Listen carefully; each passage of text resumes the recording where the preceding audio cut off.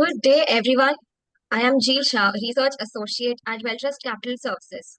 It's a pleasure to have with us today Sneha Jain, who's the founder and CEO of Welltrust Capital Services, and Shubham Jha, our senior analyst. In today's discussion, we'll be exploring the key events that took place in the month of September. First, the implications of the Fed's recent rate cut and whether China is on the path of revival.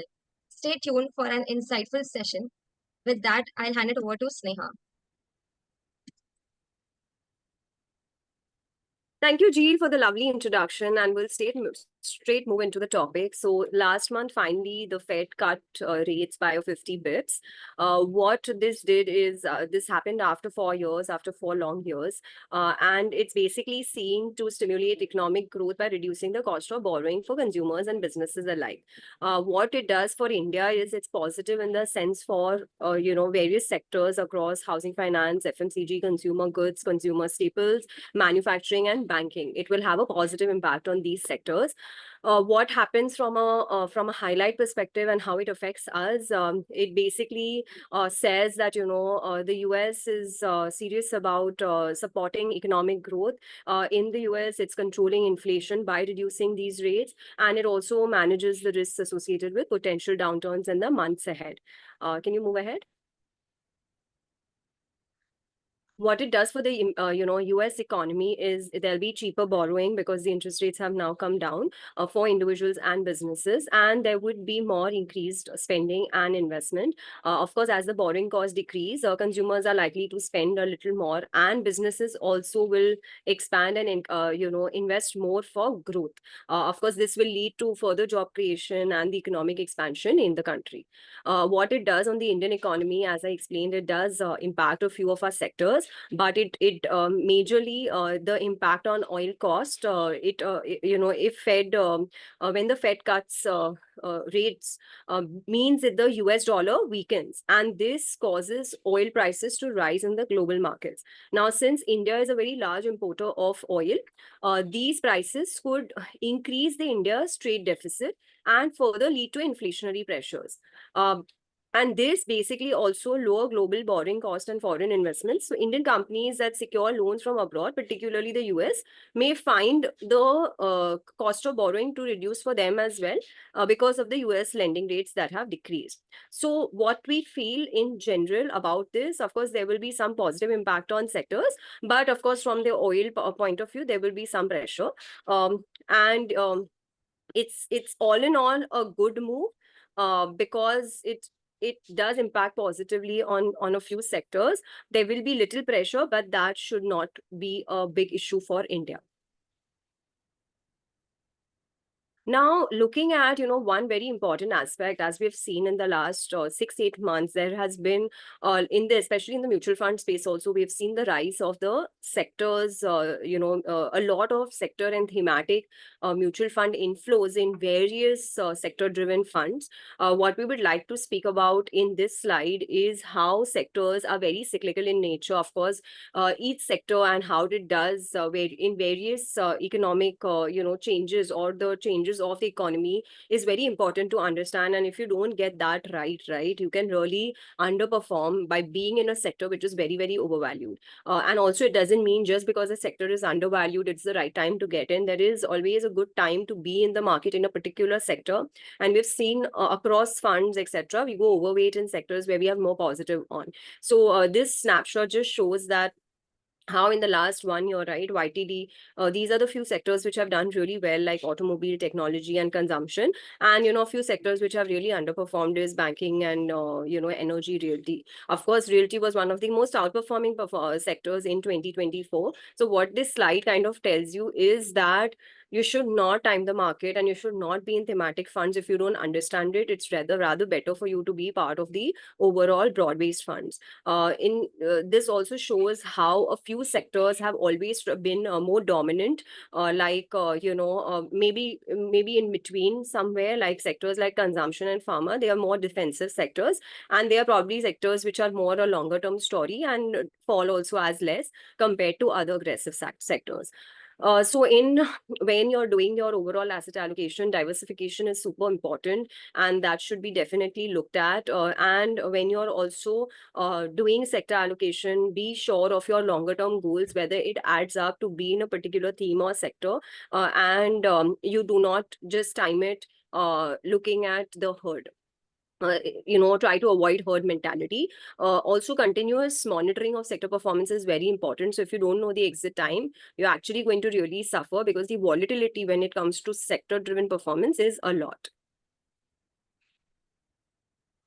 So I will, hand it over to Shubham now to take on why China is, what is the phase for China, and let us know a little bit on that and a few portfolios that we run, how, we have rebalanced and how it's done overall. Thank you.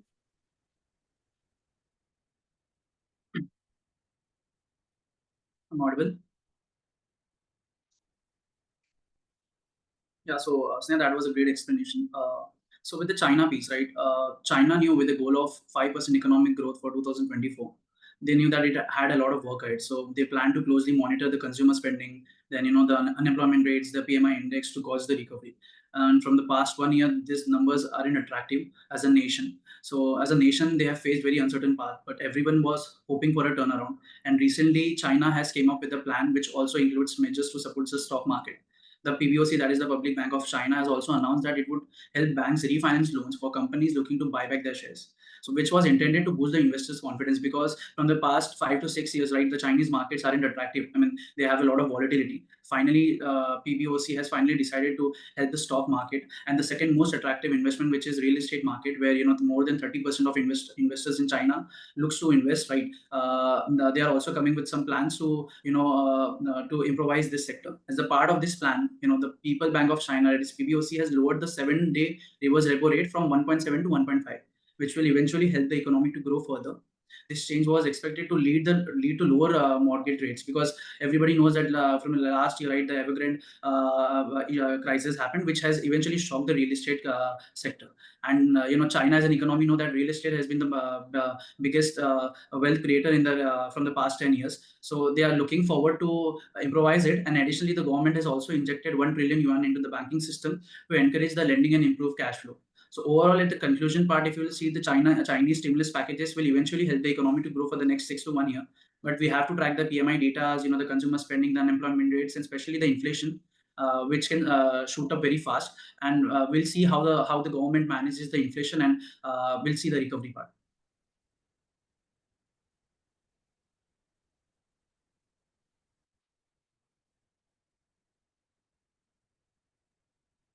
What do you think? So what is the way forward from an Indian aspect is at least these sectors we feel are really something that where we see a lot of resilience and is poised for good growth. First is consumption. Indian consumption is a no-brainer. The kind of uplift in consumer staples and consumer discretionary is something for us to see. First, premiumization, all of that is really working in India, and we think it's a very long-term story to be with. Banking as a sector is super undervalued. Of course, there is some pressure given the credit, the credit deposit ratio, which is something that RBI has pointed out, which is not a very comfortable position. But with the Indian growth story, we feel that banking is, well positioned for long-term stability.